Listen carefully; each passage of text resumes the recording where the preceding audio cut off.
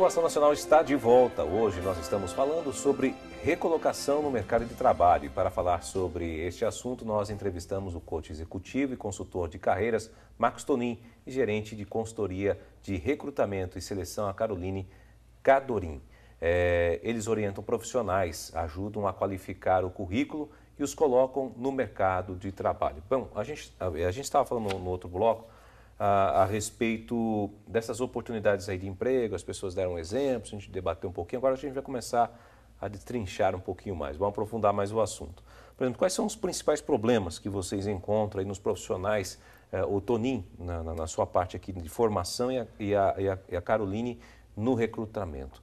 Acho que a Caroline poderia começar falando aqui. Júnior, a gente não consegue fazer um desenho muito preciso de problemas pontuais, porque para cada projeto, para cada necessidade, existem requisitos que a gente busca em cada candidato. Agora, existem atitudes ou posturas que muitas vezes a gente enxerga de forma recorrente, e aí a gente pode, de repente, conversar um pouquinho sobre elas. Uma situação é quando o candidato ele tenta a qualquer custo se encaixar em uma vaga para a qual o recrutador e a própria empresa já perceberam que ele não tem as experiências ou ele não tem os conhecimentos técnicos. Então, isso dificulta muito para o processo de seleção, né? Porque você fica ali tendo que lidar com uma situação que demanda muito tempo e muito esforço, e por um outro lado, dificulta inclusive o próprio profissional que não tem uma mente um pouco mais aberta para ouvir, de repente, esse feedback ou esse retorno que o recrutador está dando, para poder ou se preparar melhor para no futuro poder pleitear aquele cargo, ou ainda para poder direcionar melhor o esforço dele também em buscar uma oportunidade que seja mais adequada àquilo que ele tem enquanto experiência e conhecimento. Quer dizer, ele acaba não aceitando, né, o que está sendo colocado para ele ali naquele momento. Exatamente. Fica aquela tentativa de se encaixar a qualquer custo em uma situação onde o final não é muito feliz. Então, esse insistir é pior, né, Carol? Esse insistir é pior porque gera insatisfação de todos os lados, gera insatisfação no próprio colaborador que está sendo contratado, porque daqui a um período ele vai se ver totalmente frustrado e inadequado para um projeto no qual ele estava tão interessado inicialmente, e para a própria empresa que também tem os seus custos para fazer uma boa recrutação e até para poder treinar os colaboradores que estão chegando, né? Isso acaba, no final da história, sendo prejudicial para os dois lados. Sem dúvida. E, Tonin, como é que fica essa questão de formar essas pessoas? Como é que é isso? É aquela coisa, Júnior, assim, quando a gente fala de competências, a gente precisa dividir um pouco isso, né? A Carol falou assim, porque tem os conhecimentos técnicos que são importantes para aquela função, para aquele papel que ela vai desenvolver. Então, a gente precisa dividir um pouco isso de questões técnicas e questões comportamentais, intelectuais, etc. Quando a gente fala do desenvolvimento, né, dessas pessoas, tem um dado muito bacana que fala o seguinte, que as pessoas elas são contratadas pelo conhecimento técnico e demitidas pelo comportamento. Então não basta eu ter só o conhecimento técnico, ou seja, uma graduação, uma pós-graduação, etc. A pergunta é como é que eu vou lidar com todo esse conhecimento no meu dia a dia, naquele contexto, naquela empresa, com aquela cultura, com aquelas demandas. Então, assim, isso é sempre um desafio, né? Assim, na verdade, o recrutamento e seleção é sempre uma aposta, né, Carol? Então, assim, a gente aposta nas pessoas no sentido de falar assim, tá, acho que vai dar certo, porque tem a carinha da empresa, porque não é só o conhecimento técnico, me corrija se eu estou errado, mas na hora que você está fazendo tua entrevista, né, você está olhando tanto para o teu cliente, né, pensando, putz, será que ele tem a carinha do cliente? Porque não é só competência, Júnior, assim, o conhecimento, porque no dia a dia, aquele cliente, aquele candidato, ele vai ter que ter o jeitinho, a carinha, a forma de agir, de pensar da empresa. Então, assim, o desenvolvimento, primeiro, é algo que, em qualquer área da nossa vida, Júnior, é algo que a gente não devia parar de fazer nunca, né? O que acontece é que a gente tem estágios, em determinados momentos a gente dá uma acomodada, porque você fala, pô, também, se a gente for desenvolver todas as nossas deficiências na vida, a gente não faz mais nada, né? E a questão é, você desenvolve um pouquinho, olha para o contexto, vê o que está acontecendo, caminha mais um pouco, aí para um pouquinho, aí dá um passo para trás, enxerga como é que está o seu desenvolvimento, depois dá outro passo para frente. Então, assim, o desenvolvimento de competências comportamentais, se é que a gente pode dizer isso, é um trabalho que não tem fim. né, que a gente vai aprendendo numa empresa, aí eu saio de lá, eu levo um conhecimento dessa empresa, coloco na outra, ou então eu tenho que aprender tudo de novo. E aí é onde a gente vai testar os bons profissionais que vão conseguir fazer essa transição, ter essa flexibilidade e ter a humildade em determinados momentos, Júnior, de aprender tudo de novo. Porque esse que é o barato do negócio. Né? A hora que você encontra o cara... O cara é muito pronto numa entrevista, né, cara? Eu acho que é aquele que dá mais medo, né? Tem sempre alguma coisa que a gente vai ter que começar do zero, seja lá para onde a gente vai, né? Seja comportamentalmente falando, como o Marcos estava comentando, ou seja tecnicamente, porque a gente está falando de, muitas vezes, produtos diferentes, de mercados distintos. Então, se o profissional não tiver essa predisposição e essa humildade para absorver novos conhecimentos e para chegar, como a gente costuma falar, né, com aquela visão de que ele veio agora, ele tem que começar de novo, ele tem que aprender e tem que respeitar muitas vezes quem está na empresa ou naquela companhia há mais tempo para poder tentar encurtar esse caminho aí de adaptação.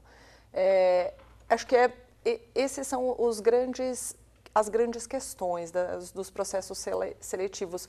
A gente consegue muitas vezes enxergar muito bem as competências técnicas, mas a competência comportamental, aquele perfil pessoal que é muito adequado para uma ou para outra empresa, é o que vai fazer a companhia ter sucesso na hora de recrutar e o colaborador ser bem sucedido naquela nova carreira e naquele novo planejamento que ele está fazendo para a vida profissional dele. Vou dar algumas dicas práticas aqui. Por exemplo, a pessoa chega com os vícios de outra empresa. E chega ali e quer implantar, não, mas eu fazia assim. Olha, aqui funcionava, o papel desse jeito ficava ótimo. Por que vocês põem um papel assim? Né? É isso que nós estamos falando? Desse respeitar e se adaptar a outra empresa? É exatamente isso. É você chegar num novo ambiente e ter a consciência de que é melhor observar primeiro, né? Entender o que é que acontece naquele novo ambiente, mas isso não quer dizer que o profissional precise chegar ali e aceitar tudo o que está sendo colocado de qualquer maneira. Eu acho que ele tem, inclusive, se ele foi contratado recentemente, um dos grandes papéis é trazer inovação, é trazer uma nova forma de fazer aquilo que a empresa já vem desenvolvendo.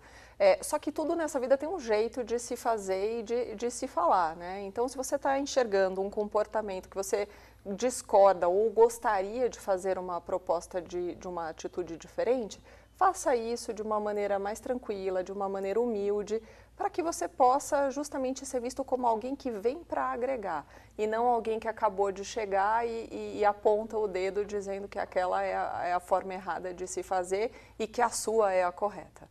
É o jeito de colocar as coisas. Isso é importante você medir em qualquer ambiente que você não conhece muito bem. Existe um limite, Carol?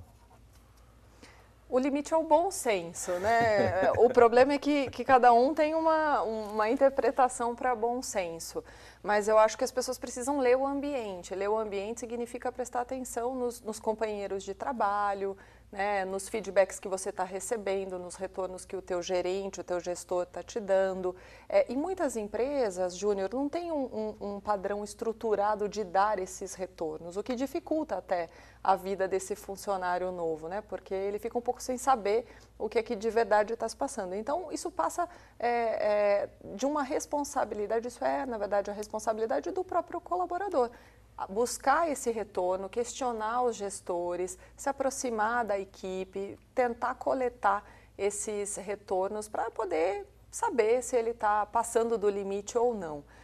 Não temos um limite, tem profissionais que são contratados justamente para virem e mudarem tudo, né? Outros são contratados para fazer uma avaliação e fazer ajustes parciais do ponto de vista de algumas operações. Depende do momento que a empresa passa e por isso que é importante você estar muito atento ao ambiente onde você está inserido para poder fazer as leituras e aí sim se ajustar àquilo que o momento está te pedindo. Marcos, quais são os problemas aí que as empresas não querem ter diante de todo esse fator que a gente está conversando aqui? Acho que elas não querem ter nenhuma. Nenhum problema. Nenhum problema. A solucionar todos A gente também, né? A gente também não. A parte boa é que elas têm problemas, por isso que a gente existe. Exato. Júnior, a questão é a seguinte, a gente vai falar de um outro lado agora, né? Então, assim, a gente tem um lado da empresa que existem metas, existem objetivos, existe um plano de ação, existe um planejamento estratégico e a gente tem acionistas dentro de uma empresa, a gente tem pessoas que falam, olha, tu vai ter que cumprir isso aqui. Então, tem as melhores pessoas para isso. O que eu não quero ter de problema? Eu não preciso estar mudando o tempo inteiro o meu rumo e ter que ficar parando a minha operação aqui. Haja vista o tanto de problema que eu já tenho. Eu tenho um problema político, econômico, social. Isso é um troço gigantesco isso. O que eu não quero ter mais problemas dentro da empresa. Mas aí, Júnior, é assim. Se você também não quer ter problema, fecha a empresa. Porque o desafio é fazer essa gestão. E a empresa tem um papel também na vida desse profissional que é formar esse cara para o trabalho que ela está fazendo. Porque uma coisa é só você pegar um profissional e falar, olha, você se encaixa aqui e agora vai que o filho é seu. E a coisa não é por aí, né? Então a gente tem tanto o papel do profissional quanto o papel da empresa. E muitas das vezes, quando você tem uma empresa também que tem muitos problemas, e, por exemplo, você tem desligamentos frequentes, você tem pessoas que saem o tempo inteiro, peraí, qual o problema realmente são desses profissionais ou é da empresa? Né? E muitas das empresas não querem abrir os olhos para isso, falam, olha, nosso modelo é esse, quem quiser esteja aqui, e paga um preço para isso. Então, assim, você não consegue formar uma equipe, você não tem coerência de ação entre os gestores. Hoje, Júnior, qual é o grande problema? Pelo menos o que aparece para a gente lá de problemas quando a empresa nos chama para atuar. É assim, a pressão está muito grande, Júnior. Então, assim, os resultados têm que acontecer meio que a qualquer custo agora. Imediato. Imediato. E as pessoas esquecem do contexto que a gente está vivendo. Então, quer dizer, como tem uma empresa, eu deixei de vender, então eu olho para os funcionários lá dentro e falo assim, a culpa é de vocês. Né? E eu apareço com um número. Eu falo assim, olha, diminua 10% da empresa, diminui 20% da empresa. Como se aquilo fosse a solução para os problemas. Ao mesmo tempo, eu tenho aquela coisa, aquele profissional que tinha uma área, ele começa a assumir outras áreas, porque talvez alguém tenha sido desligado, e a pressão começa a aumentar mais ainda. Então, assim, eu vou sugerir algo aqui que seria o seguinte, em geral, esses problemas acontecem na média e alta gestão. Porque, assim, o gestor hoje, Júnior, que ele acredita que ele faz tudo sozinho e que a decisão dele é a decisão que vai colocar a empresa no caminho, ele não entendeu o papel dele. O gestor ele existe para que assim, a equipe que está suportando aquela operação é que vai fazer que aquilo aconteça. Mas ele, nesse momento, parece que ele esquece disso, ele assume uma autoridade ali dentro. Então, vocês vão fazer. Então, assim, talvez será que o caminho não seja... Vamos trazer a equipe para perto de novo, vamos entender quais são as soluções, entender o que a gente pode fazer. Dificuldades, os caminhos a serem encontrados. Eu não posso colocar mais dificuldade, Júnior. Quando eu coloco mais pressão, eu estresso as pessoas, eu levo todo mundo ao limite, qual é a produtividade que eu espero disso daqui? Assim, isso não existe. Então, assim, claro, eu vou ter pessoas muito mais reativas. Então, vai parecer que as pessoas estão fazendo uma coisa, mas sabe aquele monte de gente passando para um monte de lugar e você não sabe efetivamente o que estão fazendo? Então, assim, o papel da empresa também é colaborar nesse momento e não só ser alguém que fala, olha, agora você trabalha para mim, então faça. E eu acho que é tudo uma via de ganha-ganha. Né, eu tenho aquela coisa também, o profissional ele precisa dar um pouco mais dele, porque é o trabalho dele, e a empresa também assessorar e suportar esse desenvolvimento. Bom, nós vamos para um rápido intervalo e voltamos daqui a pouquinho com a Ação Nacional. Fique ligado com a gente.